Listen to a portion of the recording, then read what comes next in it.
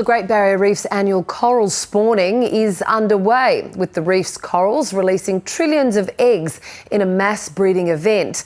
A team of scientists is on site to try to help things along, aiming to feed the baby coral to boost its chances of survival.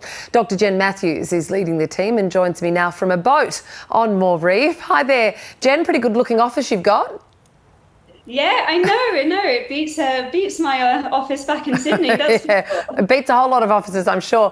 Now, you've been up there onto the reef to witness this spawning event. Can you just explain to my listeners exactly what it's like and what is going on?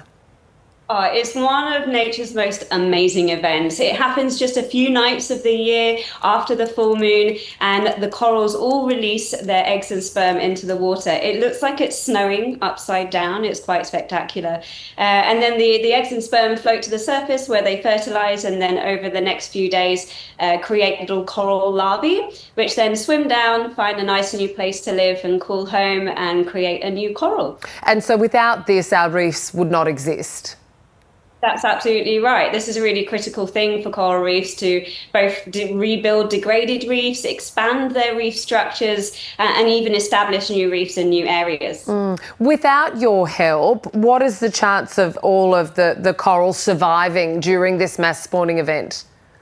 That's a great question. So corals release millions of eggs, but actually typically less than 1% survive, which is a really big bottleneck when we're considering the rate of coral loss on our reefs. And so to help facilitate that, we've created this kind of nutritional supplement, or a coral baby food, if you would, to help boost their life and fitness during those vulnerable early life stages. So we tried it in the lab and we found it doubled their survival. And now we're taking it to the reef to see if it does the same thing. And how does it work? Is it much like, you know, if you have a pet fish and you feed that in the morning and in the afternoon, you sprinkle a little bit of food on top? How does it work for you?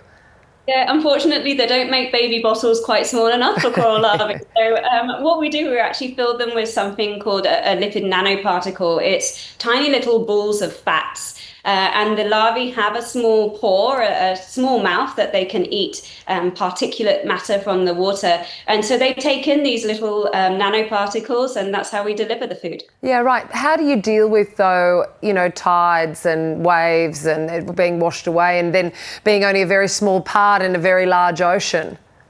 That's a really good question. Like, the larvae are used to, or I guess the corals are used to reproducing in the turbulent waters of the ocean. And so they have built mechanisms to do that. As I say, they float over the next couple of days. That helps to avoid any of the banging into the reef structures.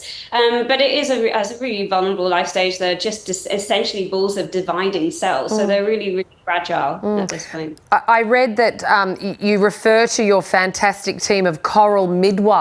Is that what you basically are in the marine world? That's right. We are the coral midwives for the next week in our little coral NICU lab, looking after millions of corals. Yeah, that's right. So we hear so often, Jen, about high sea temperatures coming our way, coral bleaching coming our way. Just how important is it that we understand, nurture and protect these spawning events?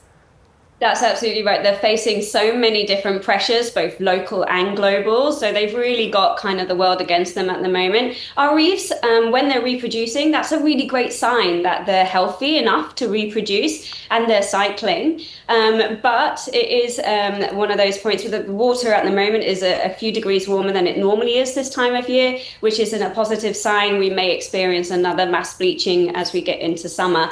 And so having these new baby corals is really important, because it allows for evolution to do its thing, and hopefully some of these ones that we're giving a kickstart to life will survive into the future and be more resilient and provide a more resilient reef. And Jen, given that you're up there and you're spending a lot of time there on the reef, how would you characterise the state of the reef? It's looking absolutely beautiful at the moment, but you can see a number of dead skeletons on the reef that have died recently and as well over the last couple of years. So there's really quite a few evidence of stresses on the reef. Well, we'll let you get back to it. Dr. Jen Matthews, thanks for joining me. Thank you.